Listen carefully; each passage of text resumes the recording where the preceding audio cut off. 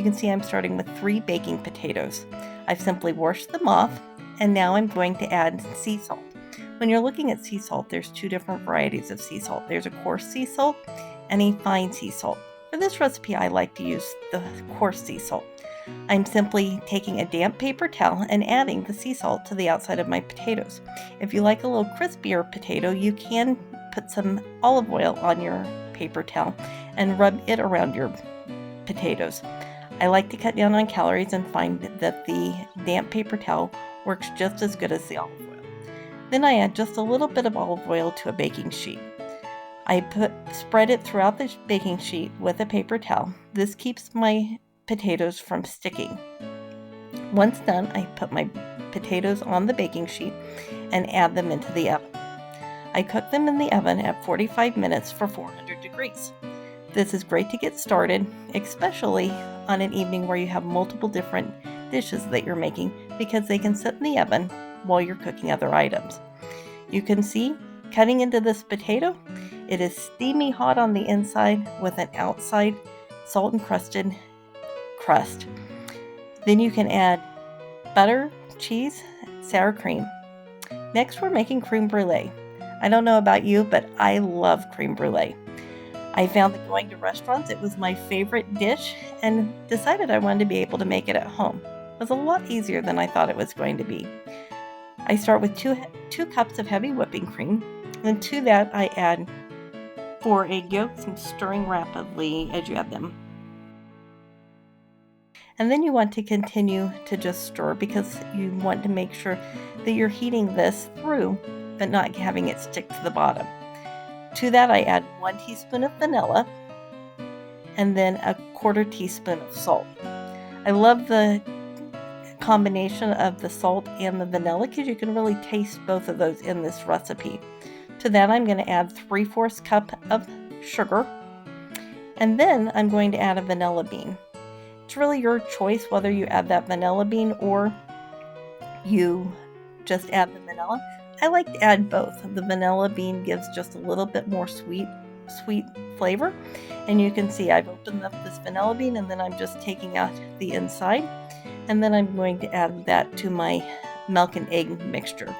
I want to heat this mixture just to the point where it is steaming, and again making sure that it's not sticking to the bottom.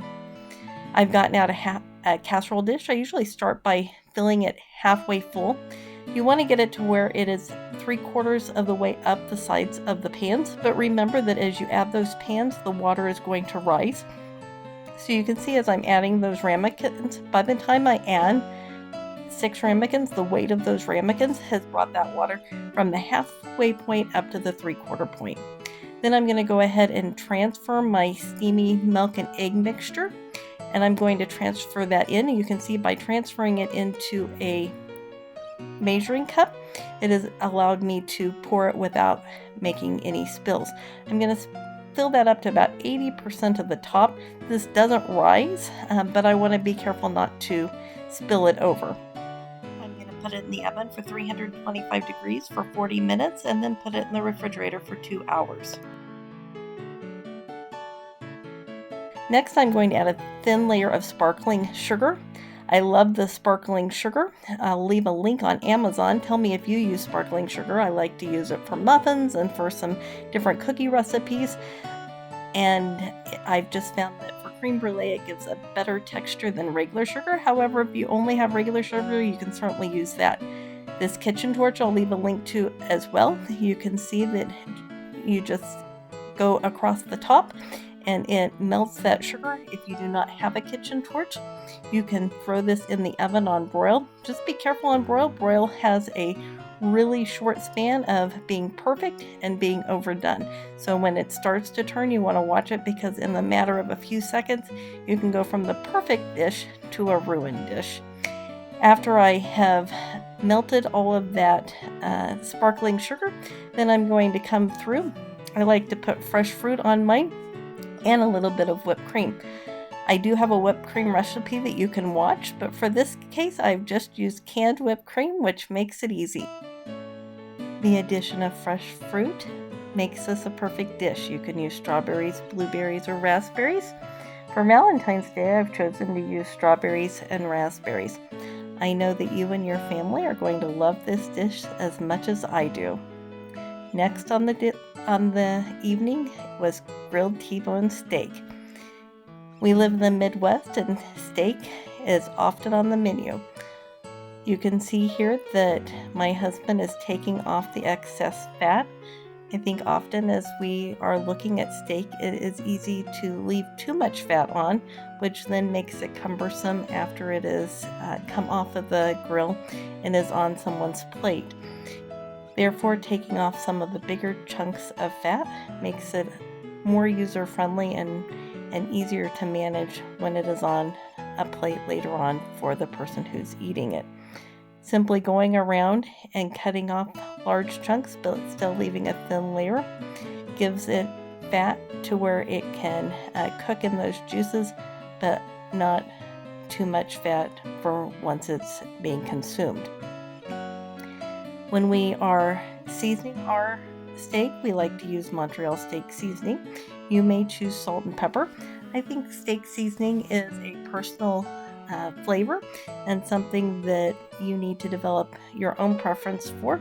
We love Montreal steak seasoning, but you may find that there's another one that you like better. Comment below and tell me what your favorite steak seasoning is. You can see the next thing we do is just rub it into the steak. If you're going to have steak and you like seasoning, making sure that it has been rubbed in keeps it on the steak and from falling off once it gets onto the grill. Next, we're going to add it to the grill.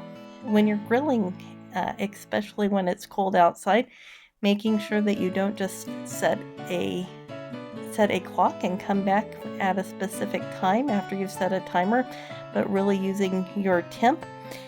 Especially when it's cold weather, it can take a lot longer than what you had planned, and ultimately the goal is just to make sure that it's getting to temp. Our goal is that we get our steak to 132, which you can see he has here. Another tip is to make sure if you are cooking steak that you temp all of them, not just one. You can see that this steak just cut beautifully. I could almost cut it with a fork, and it was very tender and perfectly tasty and a great evening meal. Finally, we are doing lemon garlic crab legs. This is a favorite recipe of ours. Going into Valentine's Day, it is great to watch the grocery stores because oftentimes you can get crab legs marked down on sale for Valentine's Day.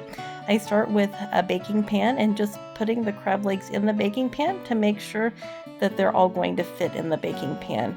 Once I have placed them all in the baking pan, I'm going to add a cup of water. Then I add 2 tablespoons of garlic. You could also do some garlic cloves if you prefer. However, for this recipe, I prefer to just put the minced garlic over the top. I then cut 2 lemons and quarter those lemons. I use a seafood seasoning. There's several different seasonings out there, and again, if you have a personal preference, leave a comment and tell me what your favorite is. I'm going to put those lemons in, and then I'm just going to put this all into the oven, and it gives me the opportunity to go check on something else, such as the grill. I'm going to cook for 350 for 35 minutes, and then once it comes out of the oven, I'm going to put the lemon over the crab legs themselves, and you can see that I even rub the crab legs with that lemon. It gives it a real sweet flavor, and you can really taste that acidic from the lemon when you are eating those crab legs. If you haven't tried this, I encourage you to. It really is flavorful and a great way to have the crab legs. Then when we get ready to plate the crab legs, you can pull them out and put them on a plate. We like to eat ours with butter.